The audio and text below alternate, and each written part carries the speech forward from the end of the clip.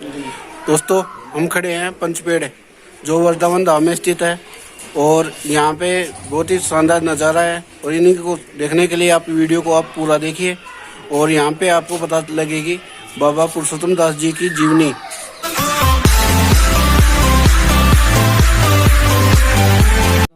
शुरुआत में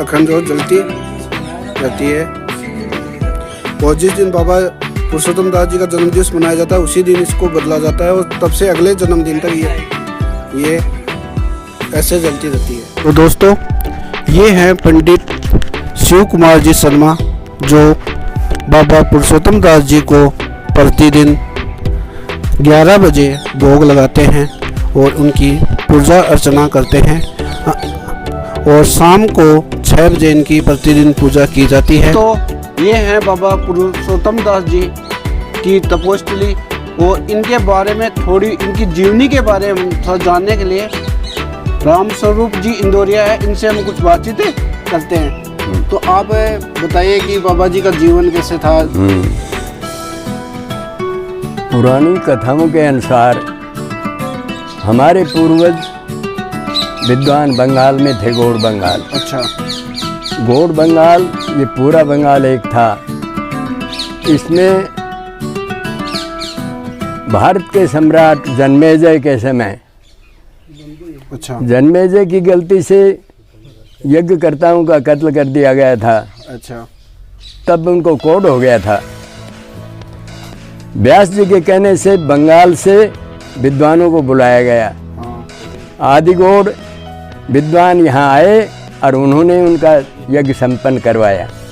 उन्हीं में आए, शादीशुदा थे और यहाँ आके समाधि ले लिया। और इनकी इतनी महिमा है कि इस पेड़ में इतनी करामात है, जो भी कुछ मांगते हैं वो मिलता है और ये इसी की सबसे ज़्यादा है, इन्हीं का ऐसा महिमा है। तो आपको यहाँ पे इनकी पूजा अर्चना करते कितना टाइम हो गया? नंबर से तो होता है, नंबर से। अच्छा। 4 जगह होता है, 4 जगह होती है। मेरा चौथा नंबर है, चौथे जगह मालिक हूँ।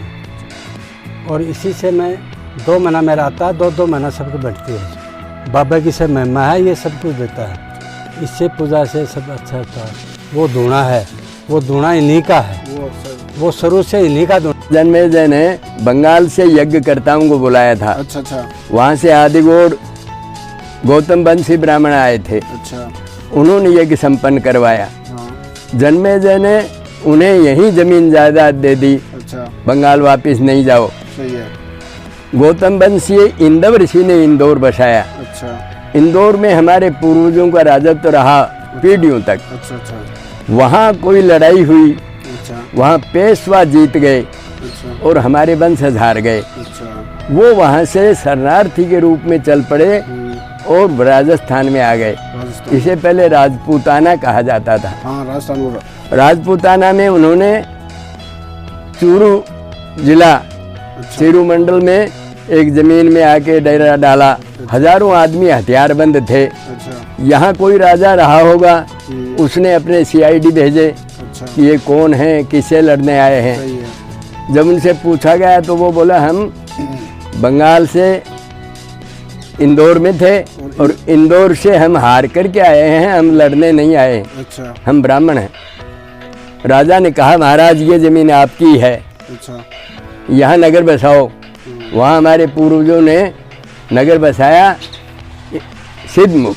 अच्छा। सिद्धमुख में कई पीढ़ियों के बाद और पंडित भीमराज जी की पत्नी का देहावसान हुआ और वो उनके साथ सती हो गई। अच्छा। उनका पति का देहावसान हुआ और कौशल्या नाम की स्त्री वहाँ सती हो गई। उनके 6 पुत्र थे भीमराज जी के। अच्छा। बड़े पुत्र चतुर्भुज जी के बाद में 3-4 पीढ़ी बाद में सदाराम जी हुए। अच्छा। सदाराम जी के पुत्र आप हैं अच्छा। पुरुषोत्तम जी। पुरुषोत्तम जी जब 1.5-2 साल के थे तब पद्मासन लगा करके और आंख बंद करके समाधिस्थ हो जाते थे। अच्छा। तो उनके पिता ने पंडितों से पूछा ये बच्चा समाधिस्थ हो जाता है। अच्छा। पंडितों ने बताया ये पूर्व जन्म में बहुत बड़ा साधु था, अच्छा। अब भी साधु है, ये कोई पागल नहीं है, अच्छा। ये विद्वान है, पूर्व जन्म का विद्वान है। उनकी जन्मपत्री बनाई गई।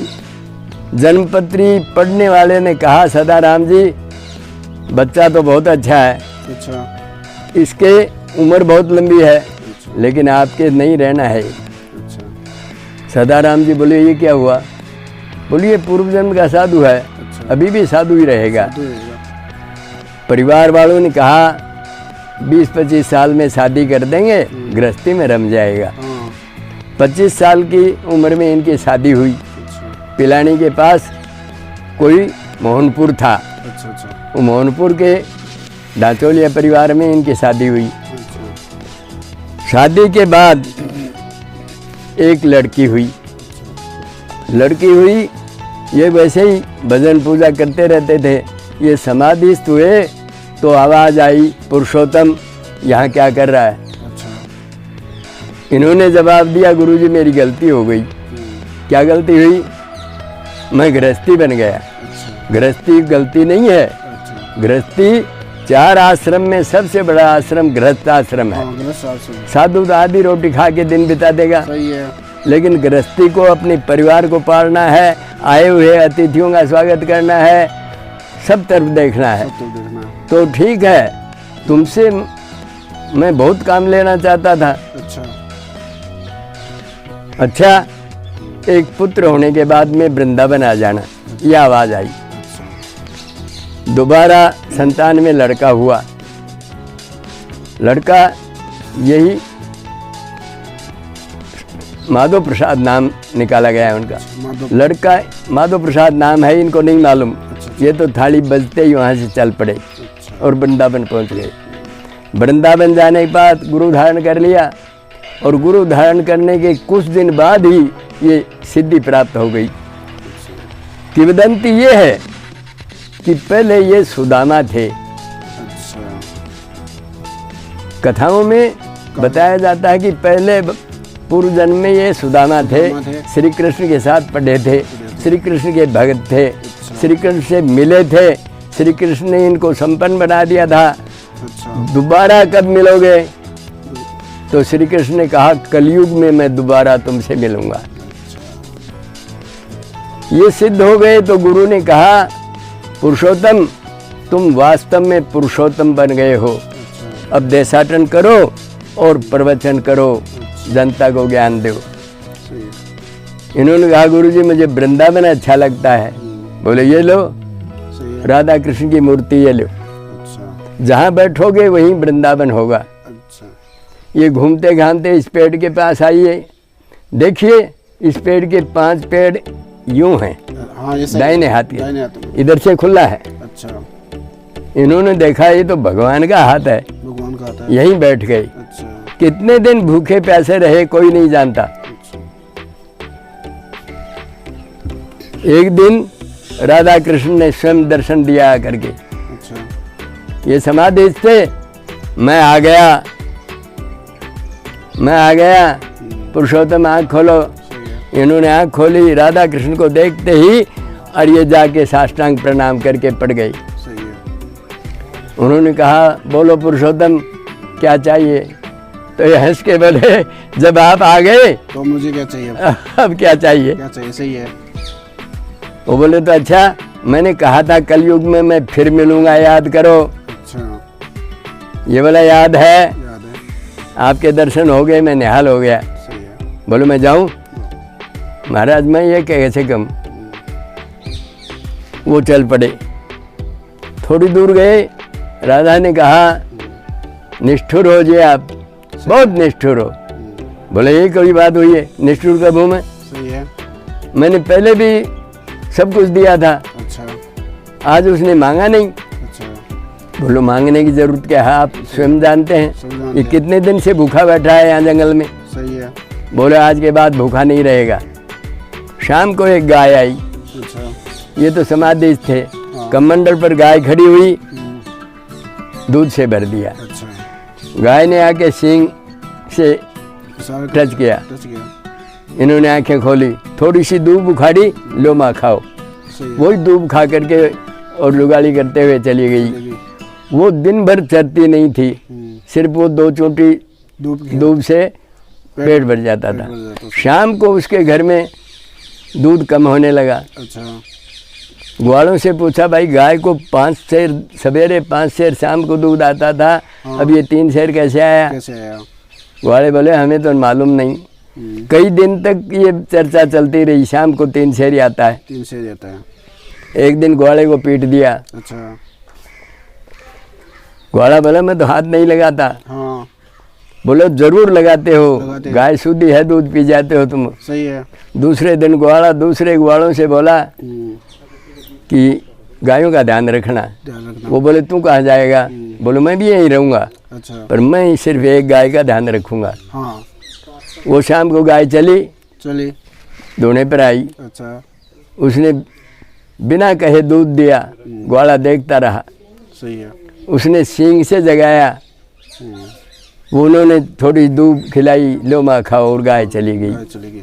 ग्वाले को देखा तो बोला आओ भाई प्रसाद लो।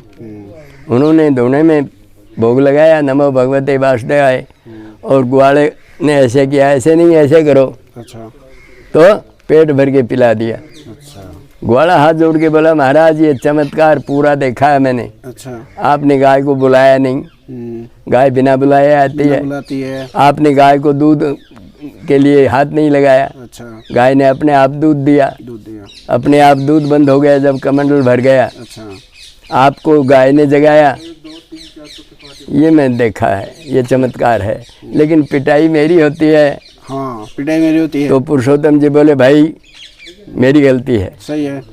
छोटा बालक आग को उठा लेता है, अच्छा ये नहीं सोचता हाथ जल जाएगा। सही है।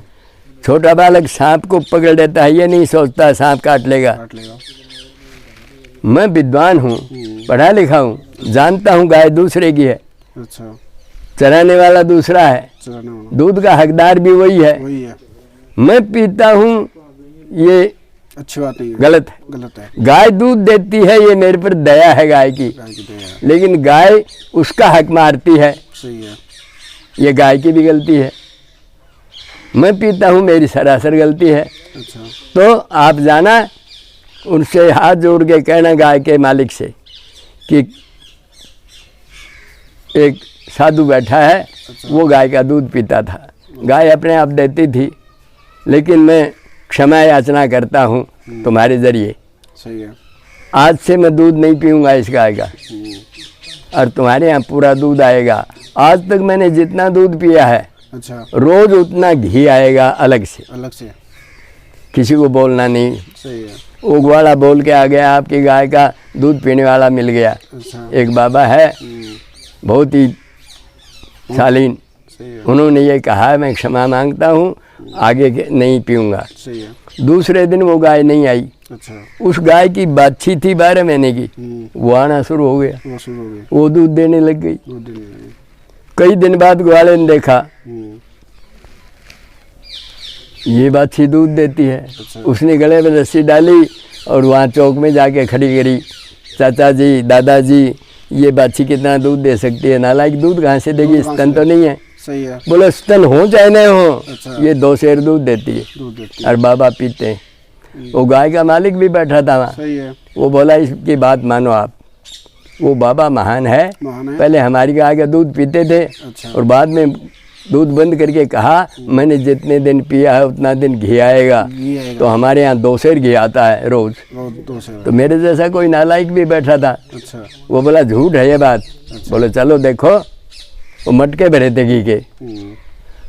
वो गाय की मालकिन से बोला चाची आज का दूध मुझे दो। अच्छा वो लास्ट दिन था, अच्छा वो दूध ले गया, दही बनाया, बिलोया, 2 सेर आया। लिया। उसने जाके कहा भाई बात सच्ची है, देखो ये घी है। मैंने बिलोया। तो सब लोग बोले बाबा के दर्शन करेंगे। बाबा सही है। वो लोग भी यहाँ आए, यहाँ आए, बाछी आई, सबके सामने दूध दिया अपने आप। बाबा तो आंख बंद करे बैठे थे। सही है। बाछी ने बोल करके मैं बोल करके जगाया। उन्होंने देखा बहुत से आदमी आए हैं, तो आके आओ भाई बैठो, लो प्रसाद लो। सबको पेट भर दूध पिला दिया। सही जो है। 50 थे, 40 थे, कितने थे, सबको भी। सबने देखा ये चमत्कार है। ये सारा होते हुए उन लोगों ने कहा आप हमारे गांव चलो। गाँव। बोले भाई गांव में पैदा हुआ था, गांव छूट गया, गाँव छूट गया। अब मैं साधु हूँ, जंगल में रहूँगा। सही है। बोले आप हमारे पास के जंगल में चलो, वहाँ दूध रोटी का इंतजाम कर देंगे। सही है। उन्होंने कमंडल से पानी इस पेड़ के नीचे डाला।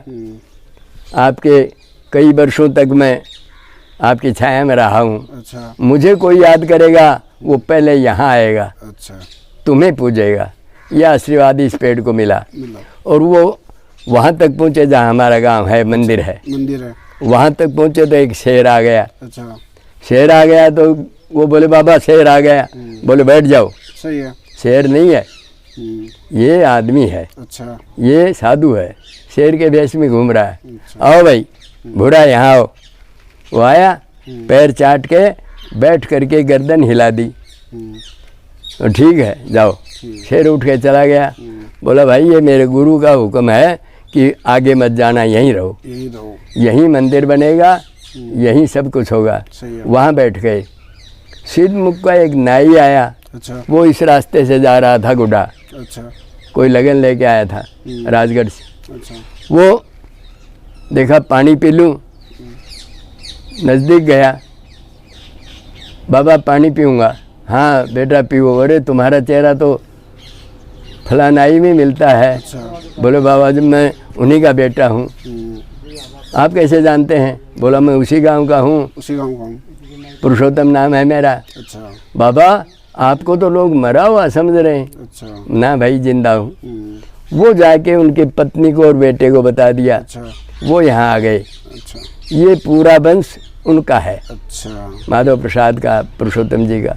फिर वो यहाँ पे बस गए, उनका बेटा होगा। हाँ यहाँ बस गए यहीं बस गए। और यहीं उन्हीं का शादी हुई। अच्छा और 126 वर्ष जिए। अच्छा अच्छा 126 वर्ष। हाँ 151 वर्ष जिए, अच्छा है ना। और इन्होंने समाधि ली तो मस्तक फट गया। अच्छा अच्छा और उनके बेटे ने उस मंदिर की नींव लगाई, अच्छा। माधव प्रसाद ने। माधव प्रसाद जी ने। तो ये 500 साल पुरानी बातें आपको मैंने शॉर्ट में बताई हैं। बहुत बहुत इनका परिवार ढाणी और वृंदावन में है। अच्छा यहाँ संस्कृत की मिडिल स्कूल है, बच्चे पढ़ते हैं। अच्छा अच्छा। यहाँ से पढ़ने के बाद में वो झुंझुनू पढ़ने जाते हैं, दौरासर पढ़ने। तो दोस्तों ये थी बाबा पुरुषोत्तम दास जी की तपोभूमि, और हमने इस वीडियो के माध्यम से उनकी जीवनी भी आपको बताई है, और उसके बारे में कई रोचक बातें थी वो भी आपको बताई है। तो दोस्तों अगर आपको ये वीडियो पसंद आया, इसको लाइक करना, और इस जगह के बारे में आपको कुछ भी जानना हो तो कमेंट करना। साथ ही इस वीडियो को अपने दोस्तों को, रिश्तेदारों को और अपने आसपास के सभी लोगों को शेयर करना। जय हिंद, जय भारत,